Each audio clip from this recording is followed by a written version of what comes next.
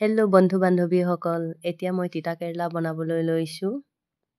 এইফালে কেৰাহীত আগতীয়াকৈ তেল দিয়াই হৈ আছিলে। তেল গৰম হ'লত মই পিঁয়াজ দি দিলোঁ। এতিয়া ভালদৰে এইখিনি হিলাই লৈছোঁ।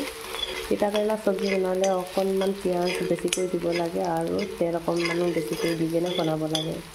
এইফালে পিঁয়াজ ধুনীয়াকৈ ৰঙা পৰি গ'ল। এতিয়া মই ইয়াত হালধি আৰু নিমখ দি দিম। এইফালে মই প্ৰথমে নিমখ দি দিছোঁ আৰু অকণমান হালধি দি দিছোঁ।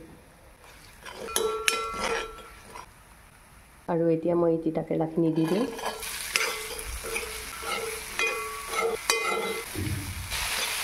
এতিয়া মই এইখিনি সিজিবৰ বাবে 5 মিনিটমান ঢাকি ৰাখিম।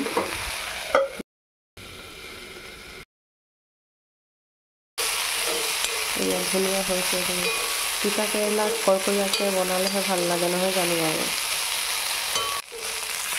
এইখিনি সিজি গ'ল। এতিয়া মই ফুল ষ্টিম দি পেলাই এনেদৰে লাহে লাহেকৈ অলপ দেৰিৰ বাবে লৰাই থাকিম। ৰঙা কৰিলে ভাল লাগে। বহুতে তিতা কেৰেলা তিতাটো যাবৰ কাৰণে নিমখত থৈ দিয়ে, কিন্তু তিতা কেৰেলা তিতাকৈ খাইহে ভাল লাগে, নহয় জানো বাৰু?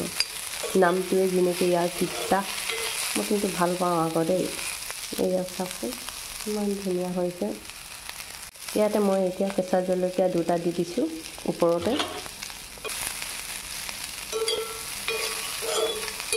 এয়া হৈছেগৈ আৰু।